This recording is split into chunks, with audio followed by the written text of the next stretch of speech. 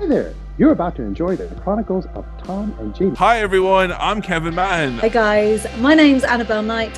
Hello, this is Becky Baldwin. Hello, I'm Chesney. Hey, what's up everyone? This is Braden from Say We Can Fly. Hi, this is Sam from Hurtsfall, and you're listening to the Chronicles of Podcast with Tom and Jamie. Hello everybody, and welcome to the 116th edition of the Chronicles of Podcast. And these right here are the Chronicles of Hurtsfall. It is I, the bearded Brummy Jamie, and joining me as always, is this handsome fella right here. What's going on, guys? Welcome back. Always a pleasure to see you. Welcome to the Chronicles of Podcast. Hit it! Ladies and gentlemen, this week we are bringing you a very special guest. This week's guest is a vocalist for a band who's been described as a fine wine of flavours with subtle hints of the Damned and David Bowie, as well as being described as having a live show that makes your inner soul feel touched, which to me sounds like a bloody good time. This week we are joined by vocalist and frontman Sam Harrison Ems as we bring you the Chronicles of Hurtsfall. Pleasure. Yes, absolutely celebrate yourself. Damn straight. But first things first, how are you doing? How's your Monday treating you? Yeah, pretty good, thanks. It's very nice to be here, especially because this is the first interview, podcast, anything media related of the year that I've done. Oh. So you are my first. We love it. We absolutely love it. So I'm pretty good. You know how it is. You know, it's like back to work. It's freezing cold, but on the plus side, the days are getting longer. You know, more time to make music. At least we're not the Americans right now getting absolutely bombarded by that snow. Oh yeah, no snow here. No snow. Thank God. Thank God. I can't. It's all right when it falls. It can fall as much as it likes. Just don't land. Don't land and ruin everyone's day. Just fall, be pretty, fall. It's fine. It's lovely here, but don't land. I don't want to complain about the weather in this country too much, but just everything comes to a standstill, doesn't it? Like with snow. Oh yeah. That's like roads, trains, whatever. It's like, oh my gosh. So no, I could do without any of that. Thank you very much. It's definitely a British thing, isn't it? Canadians and anybody else everywhere is like, oh yeah, it's fine. It's just normal. But we just go, what do we do? Everything's closed. 1 millimeter of snow and the country has to stop. Yeah, it's so weird. This is the most British podcast ever right now. Really fucking is. Let's talk about queuing. What do you feel on queuing? No. Yeah. No. But Sam, take us back to the days of young Master Sam. What did you want to be when you were growing up? Has music always been that passion for you, or was it something else completely entirely? Okay, how far are we going back? I mean, I can pinpoint exactly when. It was when I was 13. I decided I was going to sing in a band. That was a conscious choice, decision, everything. It was, funnily enough, Evanescence on Top of the Pops. So start it back a little bit further. So my dad's music taste is, my dad's music taste is kind of like folky country kind of stuff. My stepdad was kind of, I don't want to say indie, you get the wrong idea, but singer-songwritery stuff, and definitely the Beatles he was big into, 10,000 Maniacs, stuff like that. My mom would play me she liked the pop kind of divas. She liked a good singer. She liked Whitney, Mariah, Celine. She would play poppy stuff, Madonna, whatever. She'd also play me Kate Bush. And then she would also play me Depeche Mode, The Cure. Do you see where I'm going now? Yeah. So then for me at 13, somehow Evanescence felt like all of that together. And I was like, wow, this is for me. And it's kind of cool. It was cool 20 years ago.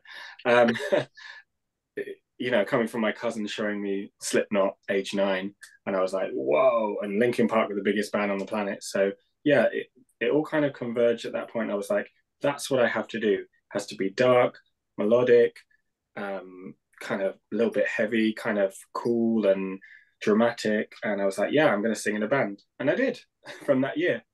But before that, I wanted to be everything. I was going to be a writer. I was going to be an actor. What else? I can't even remember. I've had a little modeling phase as well. Yeah, I was going to be a teacher. Went to uni, did English lit. But yeah, the singing was always there, the music. Never quite let that go from age 13. So here I am doing it. In a way, Sam, though, don't you feel like that's all amalgamated into it anyway? The writing, the acting, the modeling. Yes. Do you know what I mean? It's just you're kind of already living your best life, doing everything you wanted to do in one. Yeah, I hadn't thought of it like that. But yes, you're using all the same kind of skills like acting, performing, and yeah, like writing the songs. Yeah, and kind of the artistic direction of videos. And yeah. I hadn't thought about it as explicitly as that, but yeah. I love the idea, though, that you're like writing, and then when it comes to like doing videos or doing stage shows, the modeling side comes in, so you start singing and Yeah. Yeah. And then start singing, yeah. Yeah, and it's funny because I wouldn't say like it comes naturally to me, but it comes to me more naturally than the other guys in the band. So like if we're doing a photo shoot, they're kind of like, Sam, what do we do? Come on, like you find the light. And yeah, and actually, speaking of the modeling, I recently modeled for Download Festival merchandise. Like, I've done it a couple of years, but I did it last year and it was on the screens. And so it's like, yeah, that's linked to music. So I was at Download Festival on the stage, kind of. That's so cool. That's awesome. Yeah, that was cool. All I heard about Download from last year was something to do with fish and chips. I wasn't there, but all I heard about was something to do with fish and chips. I don't know what that was. I don't know if you were there, but yeah. I couldn't make it, sadly, but some people sent me videos of me on the screens, between the bands. Yeah. It's like, oh my gosh, that's amazing. Because I used to go as a teen, lots of years consecutively, yeah. So that's a cool moment. But what I know you said listening to Evanescence made you want to become a singer, but what was it specifically that just made you go, I want to do that? Was there an interest in wanting to start in music before that, or was it literally just something in your brain just went, I gotta do that? I mean, I was always kind of singing. Like, I think people just thought it was a bit weird, like around the playground, like, what is he doing? And then my mum would always be singing, and so we'd be like, singing together in the house. And yeah, it was just like a light bulb moment. It was just like, oh, right, that can be a thing. Like, I can sing in front of people. And I suppose I'd never thought of writing songs before. So then I was like, you have to do that if you're in a band, probably. So it was literally just a light bulb. Yeah, I cannot really explain it. Maybe it's like you were saying about like the things coming together. So I was already in plays and, writing stories in English and whatever. So yeah, it's kind of a natural progression. So then I was in you'll find this quite funny, I think, a classic rock band to start with. Not like, I don't know if it's different now, but when I was at school, it's very much like boys didn't want to sing. They wanted to play guitar and play drums.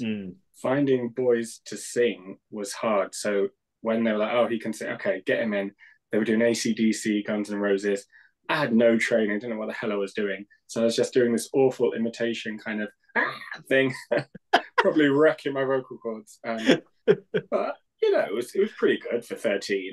It was fine, and I got good on the stage and whatever. And just always been in a band ever since, like all different genres. The next band was kind of more, kind of somewhere between like Collective Soul and Muse, weirdly. That was an interesting vibe. And then what happened? Another light bulb moment actually hit. You know the song Roads by Portishead? Yes. I don't. You do? Okay. Yes. That's some homework. That's a good one for you. My Dying Bride did a cover of that. And I forgot about that. Yes, they did. Right? And somebody said that I sounded like him. And I was like, well, what is this? I was like, okay. So I listened to more of their stuff. And then it was just like, I should sound like him because this is amazing. And I was like, phew. And from there I discovered, Paradise Lost and some other stuff like that. So the doomier stuff. And yeah, then I made a very different band. And from there, it kind of went to the gothy side of things. So then I realized I've always liked 80s stuff, so then I was, going back to what my mum had played me with. I know Depeche Mode's not goth, but they're played in the goth clubs, you know what I mean? It's and then The Cure, and then I found Sisters of Mercy and kind of Susie and the Banshees and all that stuff, all that good stuff. And yeah, I saw an advert for this band, Hurtsfall. They've been most of the guys had been in a band previously called the Death Notes. Lost their singer, not quite sure what happened there, but they started up a new band called Hurtsfall, put out an advert being like, need a singer. They did it for like a year, and then they narrowed it down to me and another guy. It was kind of like a, what do you call it, like X Factor or American Idol or something like that. Not quite like that, because I don't know that they usually write to it. So they sent me demos of like 3 songs, and one of them became our debut single pretty much as I wrote it for the audition. So then sang what we did. I never heard the other guy, but then they had a vote and they picked me. And the rest is history, as they say. Did you have to go to their houses? No, it was all like practice and stuff. Like, I did have to stop and think, like, Sorry. like houses on X Factor, and they take and That's so weird. Such a weird segment of the show. It makes no sense when you think about it. It's so unnecessary. They should have done it on the Voice. They just all sat there in office chairs and just spin round if they like the sound of you. Yeah, well, I mean, at least that makes a bit of sense. Like, but yeah, why would you jet off to another country just to keep singing? Like, it's almost like basically, look how much money I make.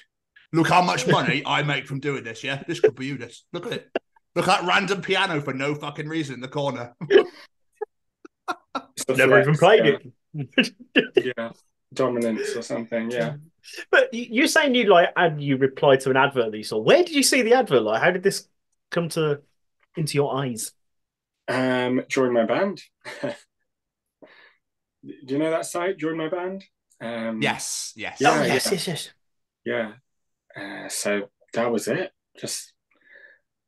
I was just going to say, like, very rarely in my life, from the age of 13, from when I saw that Top of the Pops performance, I've always been in a band. Like, very rarely have I not been. So if I haven't been, it's like, I need to fix this now. So I'll apply to anything I see on there that I'm even slightly interested in. So the band name was already there. Hurtsfall. I was like, that sounds good. I could be the singer of Hurtsfall. That sounds like a thing. It's so weird looking back at that now, because obviously it is. It is a thing. Yeah, and they're doing very much kind of shoegazy stuff. It was more late 90s. And then when I joined, I kind of, not consciously, but pulled it late 80s. And now we kind of do everything. But yeah.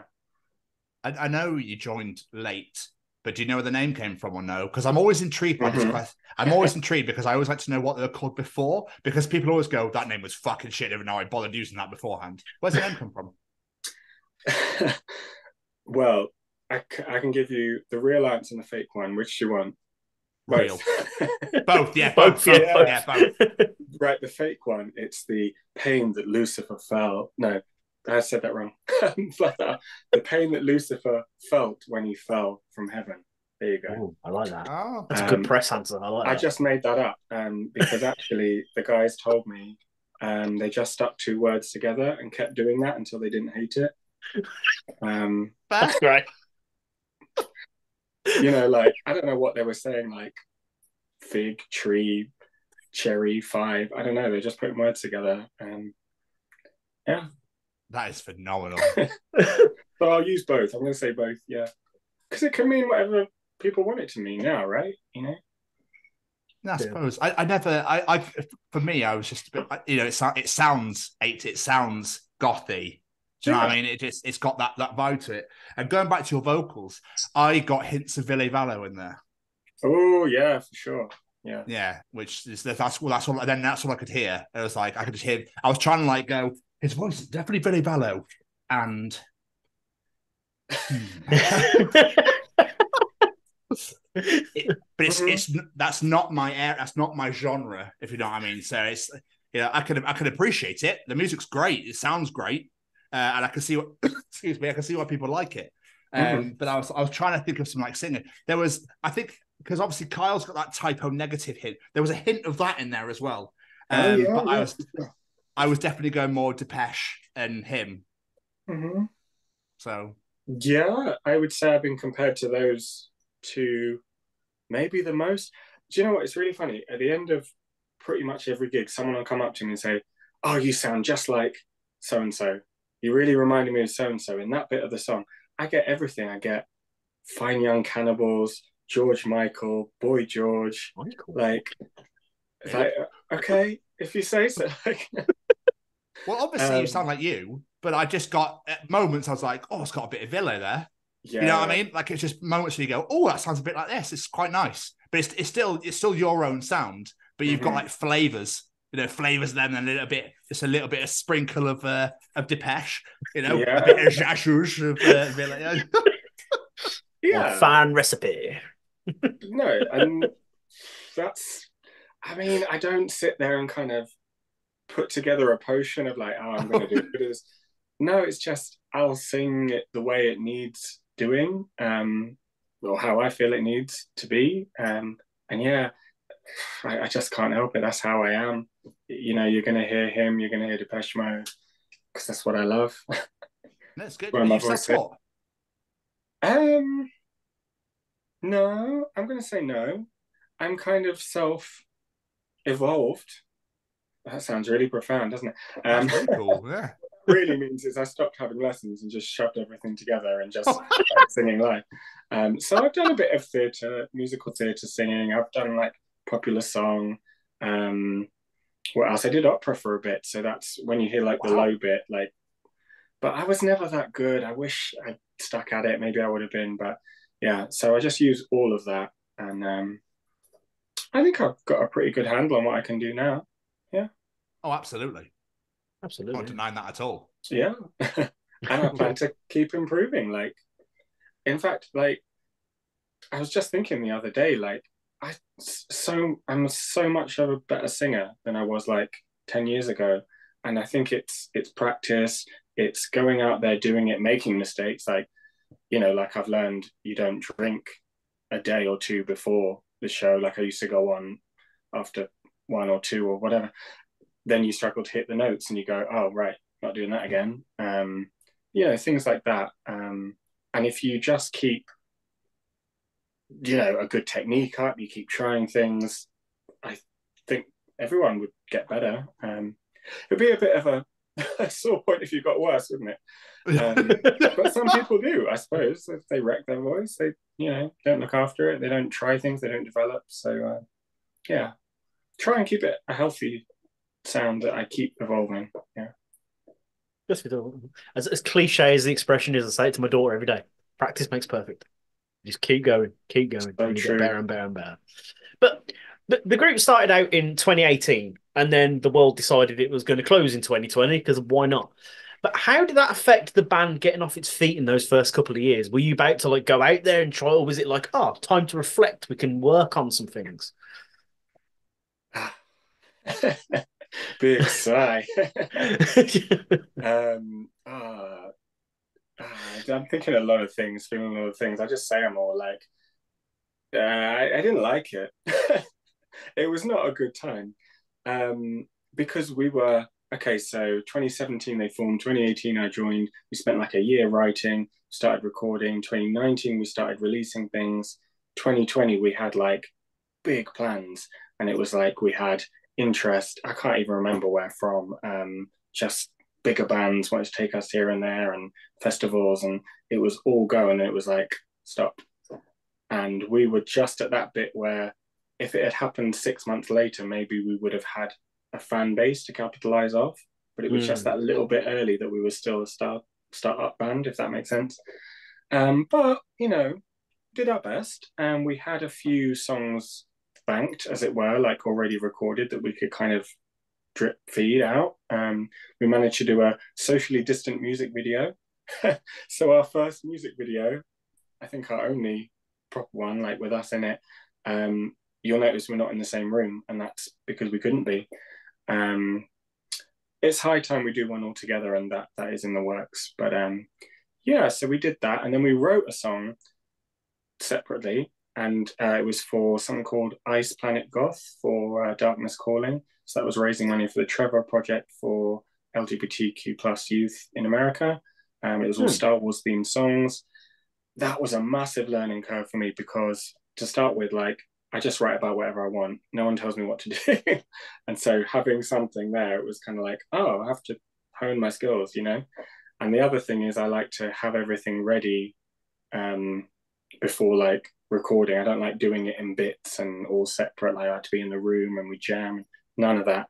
So I had to develop, and we all had to develop like as a band. And I think a lot of bands will tell you similar things, like the ones that survived that time, we got better. Like we had to be more flexible with how we write, how we record, you know, everything.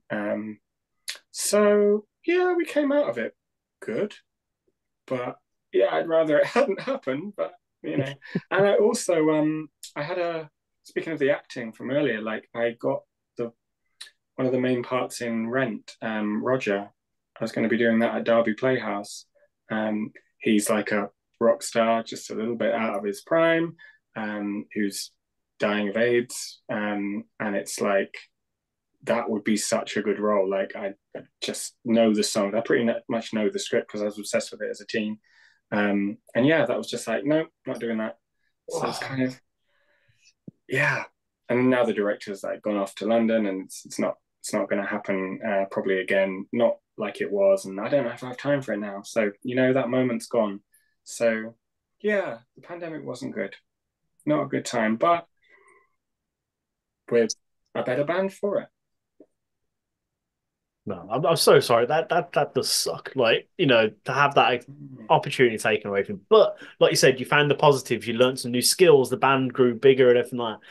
So yeah, there was some positives from it. But the one thing that makes Hurtsfall different to other alternative bands is you have no guitar, like general lead or rhythm guitar. It's only a bass. I love that. It's so unique. It's brilliant. Was that intentional to make that part of the sound? Did it just sort of happen? I would love to say it was intentional, but it actually wasn't. That was another case of us adapting to things. So when I first joined, there was a guitarist and there was also a drummer. The guitarist left pretty early on in me joining. He's gone on to do solo things. I just think being in another band straight after a band wasn't working for him, and you know, more of the people side of it, I don't think he was interested. So then we were like, what are we going to do? We need a new guitarist. And then we were like, for now, let's limp on without. And because Mike, I call him guitarist, he's kind of our bassist really. He has like a 6-string bass, so he will do rhythm guitar-y bits and sometimes even lead bits on the high end of that, and then he'll switch down to the bass as well. And then we were like, this kind of works, and it's kind of like a gothy thing to be led by bass, like, you know, that really hard bass. We're like, why complicate it? Let's not get a guitarist. And then sadly our drummer, well, he left and then he passed away. Yeah. And then we were like, well, we need a drum machine so we can get this song going. And then we were like, hang on a minute, this is another really gothy thing. No live drums. So then we were down to 3 of us, and we've been that way for a long time. So it works. And we kind of made it a feature of the music. Like, as you said, it's so cool, just like no guitarist. It's a bit of a nightmare explaining to like sound engineers because they was like, what's this? What about your drummer? What about your guitarist? It's like, no, you just plug us into the PA. We're good. Got backing tracks. We're good. Yeah, but I really like it. And yeah, it makes us different. I really like it. Everywhere I was reading was like, plays the bass 6. And I was like, what the fuck is a bass 6? And I saw a picture, I was like, I see. I'd never heard of that before. But, oh, sorry. That's what I was going to say, but I'll crack it anyway. Your lyrics, then, Sam. Obviously, you were talking about how much you like you want to be a writer and stuff, and you did English at university. Are your lyrics very personal to you? Are they story based? Are they more political? Like, what sort of avenue do you like to go down?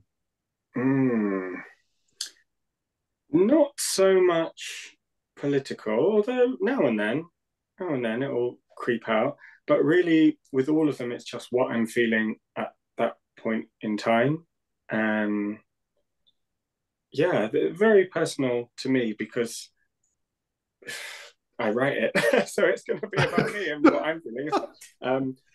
We did dabble a bit with, like, you know, the drummer Dave. He was keen on getting involved in co-writing, whatever, but that never really materialized. And I think the other guys, they just love making the music and you know, more of the production side and stuff like that. So they're like, well, they've never said it, but I assume they're really happy with the lyrics as they are, because they just let me get on with it. Sometimes they'll give me a song name, and that sometimes helps me build from there. Sometimes they'll just have noises and be like, Sam, what's this called? And usually when we're working on something, they'll be like, oh, is it still called this? Like, you know, they leave it up to me, which I really like. Because, yeah, it's kind of an intimate thing, like the relationship the singer has with the lyrics and the melody and all that. And because I do my own vocal melody as well, so I'm doing everything you hear me do is from me, so they let me have free reign on that. And it works. I think that's a key part of the Hurtsfall sound. But yeah, it's mostly about my experiences, my feelings, try and give it a bit of a poetic slant, but once you start trying, I think it falls apart. So I don't try too hard. Like, what has to come out is what's authentic. It's funny, like our song last summer that we did, Tilting, our keyboard player, Jamie, he was just talking about, we were having a chat about people complaining online, you know, like shaking their fist at the sun for shining, like arguing all the time. And I'm so angry this is happening. And he said, yeah, they're tilting at windmills. And I was like, what? What's that? It's like, yeah, it's a saying. Like, it means, you know, arguing over something that you can't change, basically. And I was like, that's such a cool saying. Like, and I was just tilting at windmills like that. And it just happened. And we got a song around that. I've never heard that expression for all my life. No, it's an old one. Yeah, I think it's from a book that I was supposed to have read in uni. It's funny you say that about, like, singers and being close to the lyrics. It's one thing I've never understood. Like, I'm a massive Motley Crue fan, and it's known that the bassist Nicky Sixx writes all the lyrics. I'm like, but you're not singing them, so, like, how is Vince going to know how to articulate how you're feeling? Like, surely the singer should write the lyrics. I don't know. That's just sort of thing I've always felt. So, I would agree, but if it works for them, it works for them. Like, I think they've done all right for themselves, so it must do. Yeah. But you mentioned before the Hurtsfall sound. Like, people who are listening to this, they might not be familiar with your guy. How would you describe the Hurtsfall sound for people who haven't heard you? How would I describe the Hurtsfall sound? I don't want to give, like, that really obvious answer that you can just read online. So how would I describe it? It's the truest expression of myself. That's not going to make you want to listen to it, is it? It's a great answer, though. So let me give you the other one, the kind of, so that people can understand, like, the music side of it. It's I would say we sit in, like, a sweet spot between Depeche Mode, The Cure, and New Order. And if you kind of splat Sisters of Mercy all over that, we're right in the middle of that triangle. Is that a better one? I like that. Yeah. I like that a lot. And weirdly, my next question was going to be, like, who were the bands that influenced the sound of the band? And you just sort of answered that one for me. So there we go. That question done. Yeah. That's it. I'm efficient with my answering sometimes. I would say we're also just something original, though. Like, we are kind of Frankenstein's monster of all those sorts of bands and more. Like, who else do we like? I really like The Mission as well, Children on Stun. We like, there's some new bands coming out and that inspires us, like Then Comes Silence, Vision Video, Borga, you know? So we like all of that, and you put it all together, but there's something that we do differently. Like, I don't think we sound like a covers band or like a throwback band from that period. There's something very new, and I think that's to do with the way that I sing in all different ways. I think it's to do with the bass being the lead. I think it's all those keyboard layers. Yeah, it's a unique Hurtsfall sound that I would hope people want to listen to because I enjoy it. So that's kind of our thinking is, do we like it? It doesn't come out till we like it. Would we put this on? Would we play this? So yeah, we're not trying to fulfill anything, you know, and that's a good thing about being independent currently is like no one's breathing down our neck for deadlines or this has to fit this box. It's like we're going to have it be ours, what we love. That's what keeps us doing it. It's genuine love for the music and performing it. Like, yeah, we put on a good live show, if I do say so myself. That I'm going to get to that in a bit because that's the sort of feeling I did have. But because you haven't got guitars and you haven't got drums, like song structuring is it quite difficult because you haven't got that lead to follow, or is it more based around the bass or the synth? Keyboarding, like how would that? Is it lyrics first, and then go right? Let's build a song around this, or is it? Oh, I really like that. That's great. Mm-hmm. This is like an interview. Like I don't usually put this much thought into it, but yeah, I have had these questions before. It's just rusty, you know what I mean? Over Christmas, your brain just kind of shuts down. Yeah. So thank you for waking me up again, making me not really at all. More than welcome, Sam.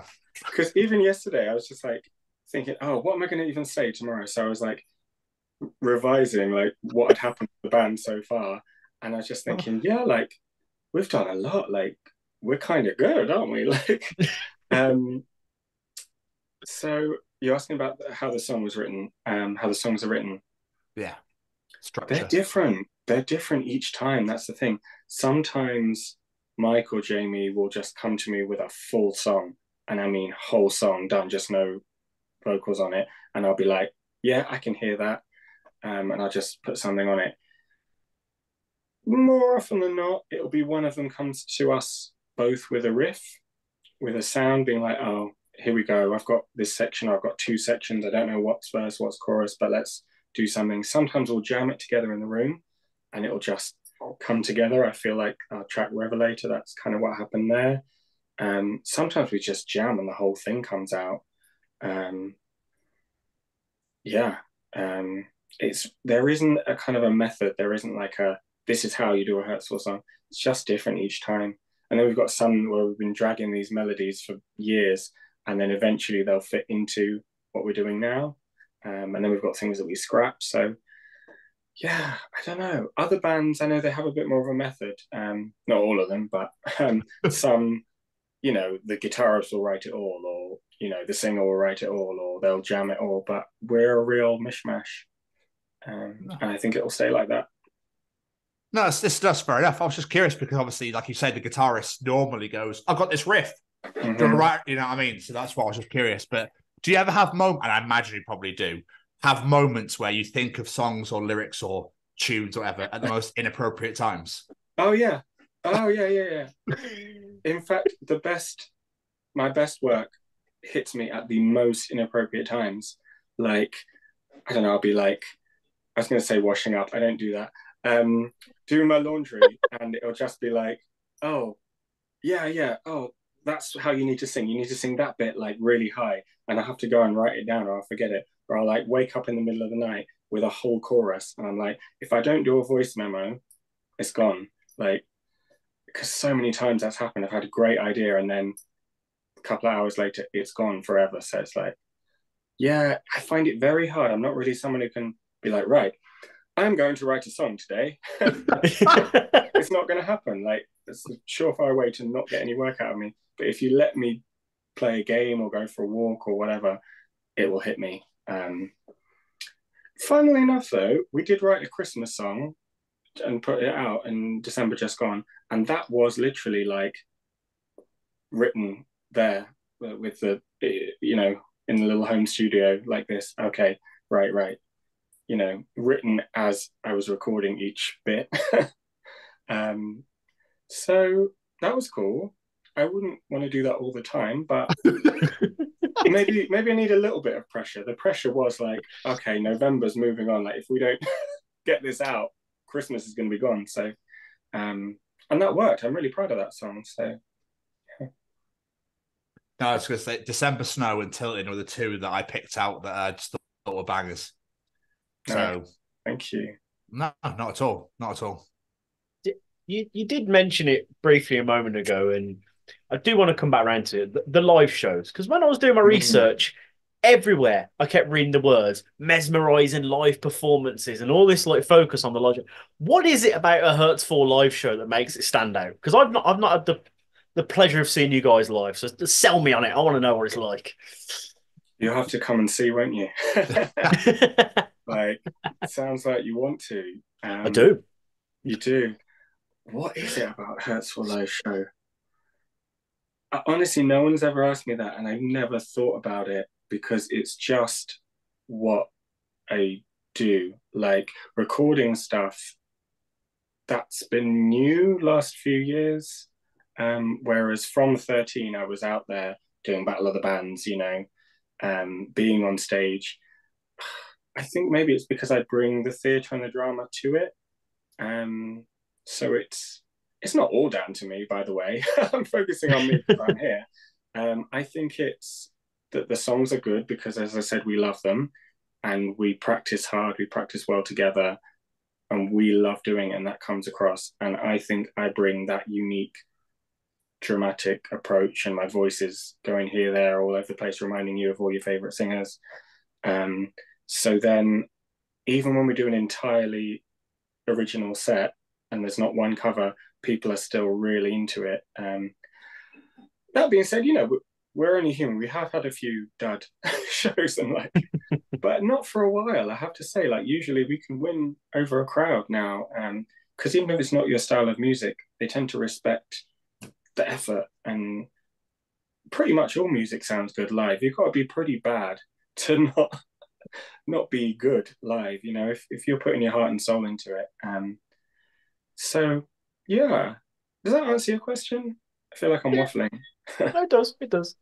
Yeah, but you're saying that like one thing I've always like admired frontmen for is the fact that, you know, you are putting yourself out there. You have got to rile up that crowd. You've got to keep that energy going. Has being out there always been part of your personality, or was that something you sort of had to go, like, I want to be a performer, I've got to work on this, I've got to get past any doubts and just put myself out there? Do you know what's really funny? People talk about like, you've got a really good stage presence, your stage persona, all this. It's like, no, that's me. Everywhere else, I've got a persona because I'm not very outgoing. I'm not like that at all. So like it takes a lot out of me, and I'm not complaining. I absolutely love doing it. But at the end of it, I do feel like I've done a marathon, and I genuinely mean that. Not that I've ever done a marathon, or like, you know what I mean? Like, you know, when you've done, I don't know, cross country as a kid, when you've done a proper physical race, like it is a full mind, body, soul kind of drain, and it should be. You know, you've got to give people their money's worth. Like, I can't do 50%. I can't do 99%. You're going to get 100 or more. And, you know, I always joke on stage, like, it's not a good show if I'm not on my knees, you know, because I will be thrashing around and running around and, you know, and be drenched in sweat. And yeah, I think that's what people like about it. But yeah, it's not natural for me to be off the stage, if that makes sense. Like, I'm always waiting for that high of being back on there. Maybe that's like a horrible metaphor to like use, but it is true. But no, actually, it's not horrible. It's a great metaphor, isn't it? Because it's like a totally natural high, and it's a healthy high. I've not hurt myself to get there or anyone else. So And if I can take the audience with me, which I do, or we do, but as you say, it's the front man who does most of the physical, labor of getting people involved. So, I took something off my bucket list just in summer when we played festival in Leeds. Someone came up to me and said I made them cry, like in a good way, not like, not like, oh my gosh, you upset me.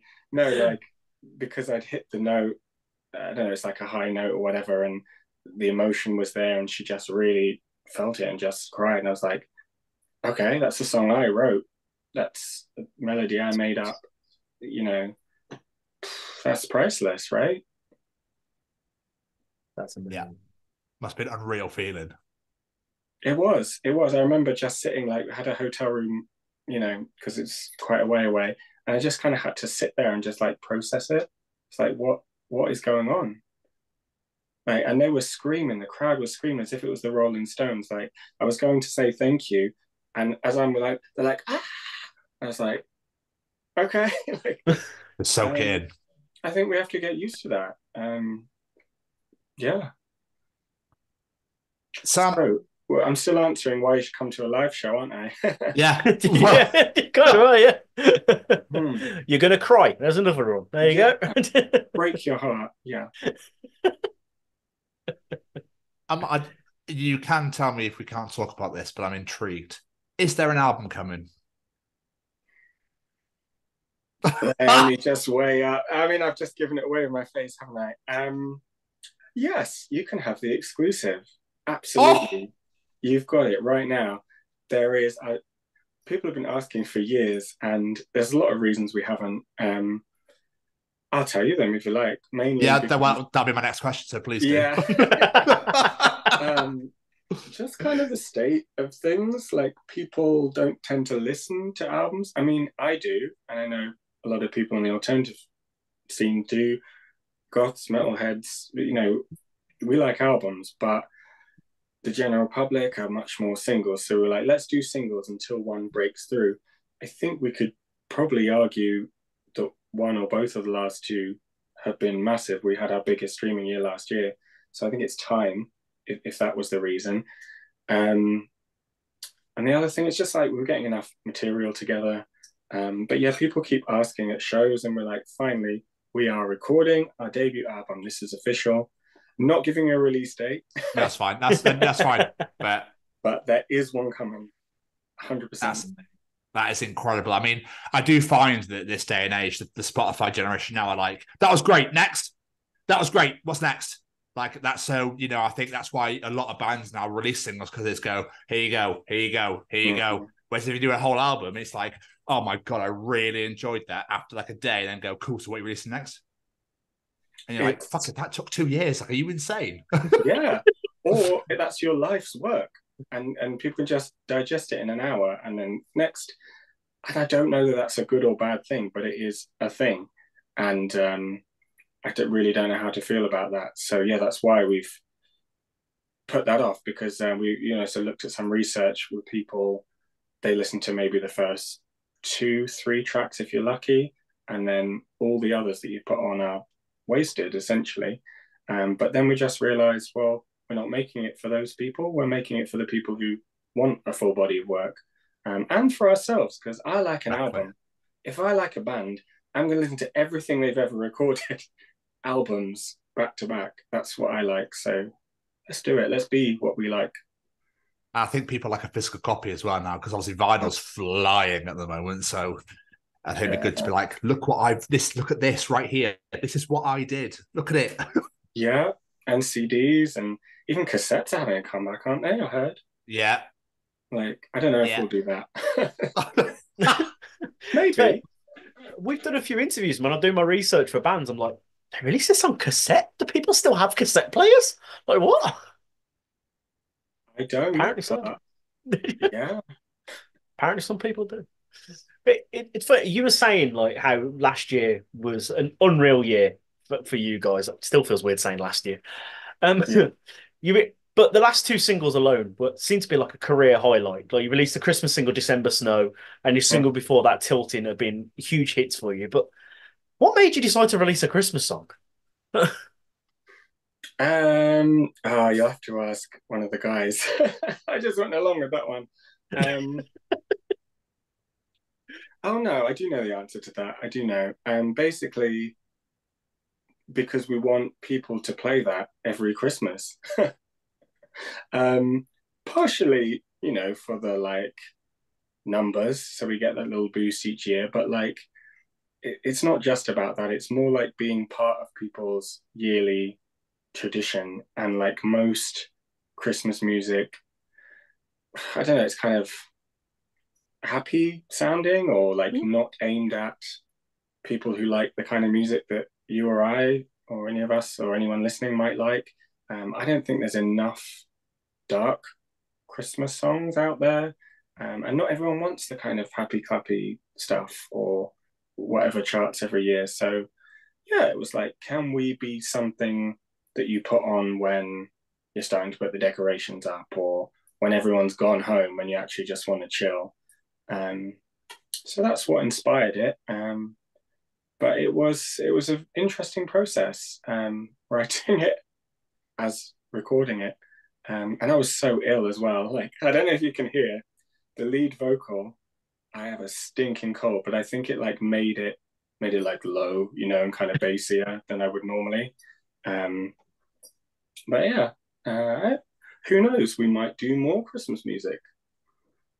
I feel like Goth Christmas is a target audience that needs to be there. Like, it's just a great idea. But I just love the fact though, when I was listening to it, I was like, I love the fact it's got like this festive sound of the bells, but it's still Hurtsfall. It still sounds like a Hurtsfall song. I was like, this is really cleverly written. I really like it. It's really clever. Yeah, you got to have bells, and just the chords sound Christmassy. But yeah, as you said, that is exactly what we aim for. Is this still has to sound like a Hurtsfall song? If we play this live, it can't be like, oh, there's a Christmas song. It sounds nothing like their other material. No, it's purely like us. So yeah, I'm really proud of that one. Although it's really weird to listen to it any other month, which is a shame. Like, I mean, you can listen to it maybe after Halloween up to New Year's. That's about it, I think. Yeah. Would you put it in the set list? Would I? Yeah. Oh, yeah. Would the guys want to? I think they would. Like, coming up to Christmas next year and in the future. But right now, we wouldn't because it's so Christmassy, I was going to say, because you've got a show in February, aren't you, in Leicester? So it's like... Yeah. I mean, unless you change the lyrics and talked about snow, you might have snow in February. Actually. Yeah, possibly. Yeah. With the way climate change is going, it could be. You never know. Winter could now be in May. You know what? I'll just change the month every time we play it. Like, no, I don't think we'll do it for that show. Okay. I don't think we'll do it till late this year, actually, if at all. But yeah, I have thought about it. But yes, I'm glad you mentioned that show as well, because that's going to be a huge one for us. It's HRH Goth at the O2 in Leicester. And so we've got the Dance Society, you've got Sex Gang Children, load of other really good ones as well. So that's going to be another kind of highlight for us, another stepping stone. That's why I'm doing this. Yeah, I'm not swimming. Yeah, so that's going to be really good. And we have another one local to us, Nottingham at the Angel. We've got quite a few festivals this year. We've got another one in Leeds in the summer. We've got another one in Morecambe. They're all on our socials at Hurtsfall UK if you want to check them out. Don't test me on dates, please. I don't know, it's maybe... I'm not iPad generation, I'm a little bit older than that, but it's this kind of, I don't have a memory like I used to. Like, as a 90s kid, it was like, I could tell you, I don't know, everything, house number, mum and dad's mobile numbers, everything. Now I'm just like, what's my postcode? Like, it's crazy. I think it's iPhones have everything stored, so you don't need to know them anymore. Let's blame the iPhone. Blame yeah, you bloody bastard. Yeah. Because I used to know mobile numbers, and now I'm like, what is it again? What area code am I in now? Yeah. Where do I live? Yeah. Am I a person? Like, yeah. Is this Earth? Yeah. It's funny because literally the other day I was somewhere and they asked me my postcode. I said it and I turned around to the wife and went, "It's our postcode, isn't it?" Like, I wasn't 100% sure because I just don't remember shit anymore. No, me I know how neither. to get home. That's all that counts. Like, as long as I can make my home, I don't need to know the address. It's fine. Yeah, it's fine. And as long as I can remember lyrics on stage, that's Ideal. I usually can, to be honest, but I don't know, that's different. Maybe I need to sing phone numbers and attach it to a tune and then it will sink in because, yeah, that works for me. Just start singing your mobile number in a gig. Shit, I didn't mean to sing that. I read in your little bio that you were played on national Canadian radio. That must have been fucking cool. Yeah, I had thought of that yesterday, so I'm glad you brought it up because that's just so we'd had a few knockbacks just before that. I won't name and shame because you never know, they might come back to us. But anyway, we were feeling a bit like, oh, it's not really working, but we'll keep plugging away. And then out of nowhere, it was like, oh yeah, you're going to be on the Strongbow show, and it's like that's like kind of like the BBC in Canada. I mean, not really, but kind of their equivalent. Not the Strongbow show, sorry, but what that's on.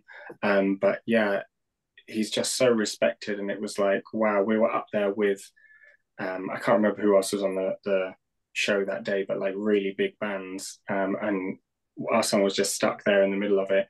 And then we got loads of streams from that, and they did a few repeats of the show. So yeah, it's definitely opened us up to Canada, which is really cool.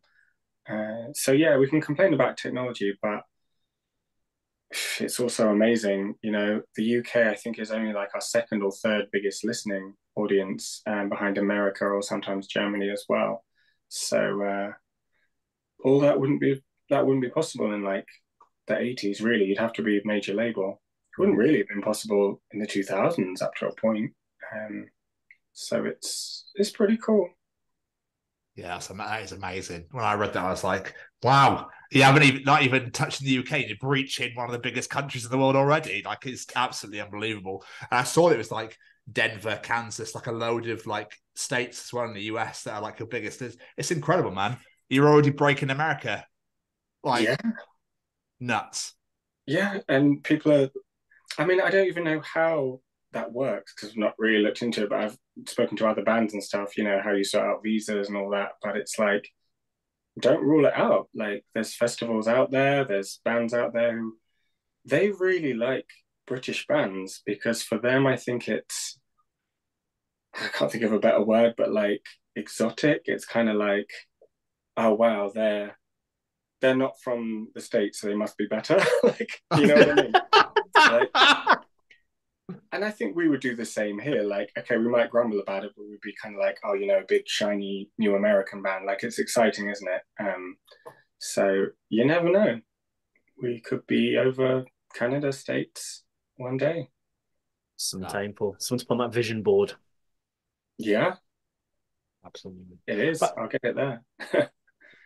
I did want to mention the other single we talked about earlier, Tilting. Like, because not only has it been a big hit for you guys, it's a different sound, and it marked like a return after being away for a bit. It's got a real fun like 80s synth pop sound to it. I was listening to it, I was like, this is ace. I had a bit of a jig listening to it. Was the gear change like in sound intentional for the comeback, or did it just sort of happen? It wasn't intentional. It wasn't like we sat there and were like, oh, we're going to do a different sound and come back and be different. I think we just paused for various reasons. I mean, we were still doing gigs, but we paused in terms of releasing things because we were so busy with gigs and writing. And that was just the one that stood out as like the best out of anything we'd written. And we were like, this might be our best song. I don't know. Maybe to this day, I still think that. There's a few. I like them all. They're like your children. You shouldn't really pick one, right? But it's definitely up there as like, wow, I'm really proud of that. Like the recording, my delivery, the lyrics, the band, everything feels tight, and not instantly gothy, not instantly what we were doing before, but that's still there. So yeah, no, that was just the best one. And then we're like, well, we have to put it out because we're so proud of it. And it seems to have resonated. It's had great reception from the fans as well. Is this sort of a sound that you want to keep going as you go forward, or is it just like it fit this song, so we went with it? The latter, yeah. It's not like, oh, that's the direction we're going in. We've written kind of one full song since then, and it's a bit more like the previous stuff. So I think it was just that's what needed to happen for that song. Oh, we might do more like that. I really don't know.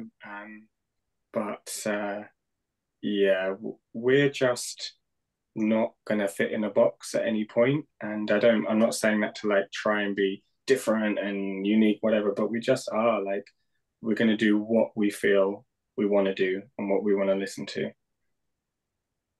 I like that. That is the one thing I've taken from this interview is like you guys don't do things because it needs to be done that way. You've done it because it's where you're following your passions. Like this is where it took me in that moment in time when I focused on this song, and it shows that the art of songwriting. I think it's great. It really is. Thank you. Yeah, I saw an article, and I really can't remember who wrote it, so I hope I don't get in trouble. But something about drawing a line in the sand, and like you make art that you want, and instead of chasing trends, wait for the sands to move, and where you're at is going to be where everyone wants to be. I might have said that wrong, but you get the gist. Yeah. And I really took that on board because I used to chase trends a little bit. You know, when you're young, you don't really know what you want. You're trying everything. But yeah, you just got to be authentic to yourself, because there will come a point in time when that's what's cool. And even if it isn't, there'll be some people who think it is. So find your tribe. And yeah, that is the way that we've done things for a very long time, and we will continue. Love that. That is amazing. And yeah, and fair play. And I hope it does continue because it makes you guys unique. I absolutely love it. Thank you. Yeah. Before we start wrapping this up, like if people are listening to this and they're like, do you know what? I like the cut of this guy's jib. I'm going to go check out some of that Hurtsfall. I'm liking the sound of this. What's a couple of songs from the back catalogue that stand out to you that you'd recommend people go check out? You have to listen to all of the songs. Perfect sales pitch. Love it. Yeah, on repeat, on every platform. How many am I allowed? I want to play the game right. Just 1, 2, 3. I said a couple, but you can have one for extra because I've enjoyed talking to you, so you can have 3. Oh, thank you. 3. I can actually think of 3. I was saying earlier about you shouldn't have favorite children, and I'm about to pick them. Let's say 12 Long Years, because that is what we closed the set on, and it's still our most listened to song ever. And it's very kind of stompy and dancey and kind of heavy, very Sisters of Mercy influenced. It's just great fun, and it's a little bit tongue-in-cheek. It doesn't fit that kind of the way that I write other songs. Like it's just totally different for us, but it works. So I'm really proud of that. Everybody seems to like that one. I would then say Tilting, because I just think it's such a perfect song. I'm not saying like everything about it is perfect, but to me it's like so tight, the way it's written, the way it's delivered. It just clicks as a good song for me if I heard that from another band. So I'm really proud of that as a singer and songwriter. And then I'm going to say Calling Out, because that is the one that someone came up and told me they cried because of. So that's kind of and we've got a couple of ballads, I suppose, but that's our main one. And it's, I think, 7 minutes long in the single. So it's quite a hefty one. And it's a little I would say even proggy in places, and certainly when we do it live, it has that vibe to it. And just, yeah, as a singer, it's very rewarding, and I keep adding bits to it. So if you come and see us, you'll notice I'll deliver the big bits slightly differently. You know, I listen to all sorts of music, so I was picking up on like Luther Vandross, the way he goes like really low before going up, and I was like, I can do that. So I've incorporated that, and it works. So yeah, those are the three. Like it, beautiful. Everybody go listen to those songs and the rest of them, because why not? Why not? You're gonna fall in love with them for it, and then go listen to the bloody rest. Mr. Stevens, do you have any more questions for our wonderful guest? I do. I don't know how much you can tell us, but what's in store for 2024? We're going to be working on that album for sure. We are working on some new merch, because you know we've got merch, but it's time for something new. Like I don't know how much more I can tell you. That's apart fine. from festivals. Maybe one that's really special, that's really big, that I can't say yet. In addition to HRH Goth and some of the more independent ones I've already mentioned. And you can expect more songs that you haven't heard yet. And I think you can also expect us to keep rising, because last year was amazing and we're putting in even more time and we're loving it. So hopefully you can be part of that journey. Everybody listening. Incredible. Wonderful. Absolutely amazing. And I wish you all the continued success, because, you know, you can see the passion that you've got towards this. And I really hope all the success to you guys. Really do. Amazing. Thank you so much. Before we let you go, any plugs, social medias, anywhere you want people to go and check you guys out? Yeah, so we're everywhere that you can be on socials at Hurtsfall UK. Then if you go in the bio, we've got a link tree there that'll have all our gigs. We're on whatever you listen to music on, Spotify, Apple, Amazon. We've got a Bandcamp as well. So check us out wherever you like. We're on TikTok as well, if people do that. And yeah, we hope to see you all at gigs very, very soon. Absolutely amazing. Everyone go check out Hurtsfall right now. Thank you so much, Sam. Okay. Seriously, thank you so much for doing it. It's been absolutely great to chat to you and have you on tonight. It's been wonderful. Thank you so much. No, thank you both. That was a nice experience. I did feel comfortable to, you know, deep dive. So that was cool.